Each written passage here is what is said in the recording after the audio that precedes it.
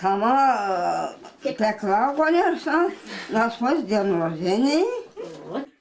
Юбилей белән котларга килүчеләрне үзе пешергән ипи коймактан авыз иттергән ниятләгән Нина Федоровна. Өлкән яшенә карамастан камыр ризыкларын яратып пешерә икән.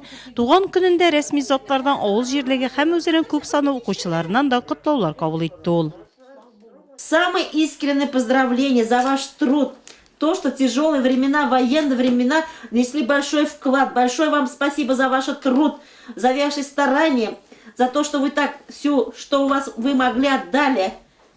Во время войны нам Сугыш вакытында без яшүсмерләргә бик авырга туры килде. Колхозда булган бөтен эшне башкардык.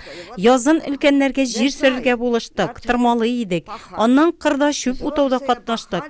Урып җыю башлангач, Лабогрейка артына өлгерергә кирәк иде.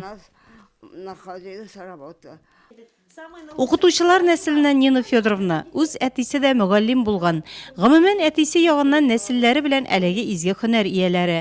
Барысыныкын бергә җыйсаң, эш стажы 200 елдан артып китә ди хезмәт ветераны. Шуңа да 1949 елны Ульяновск укытучылар институтына укырга керә Нина Ермолаева. Балаларны һәр вакыт яраттым, әле дә яратам. Шуңа да укытучы һөнәрен сайладым. Яратып эшләдем. Балалар тыңлы иде, тәртипне ярата идем. Укучылар тыңлагач эшләүе дә рәхәт бит. Хезмәт кенәгәсендә аның бары 2 язма, химия, биология укытучысы булып, Алдан Багдашкина Сыңрак Чуаш Мәнҗесе авылында эшли. 44 ел гомерен укытучылыкка багышлый. 2 кызы да әнисе юлыннан китә.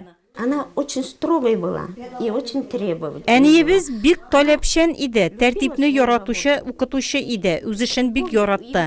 Укучылары да хөрмәт итте үзен. Бөтен күңелен биреп эшләде әниебез. Шуңа да хәзер хезмәтенең җимешләрен татый. Укучылар әле дә үзен килеп котлыйлар, хәлен белешәләр.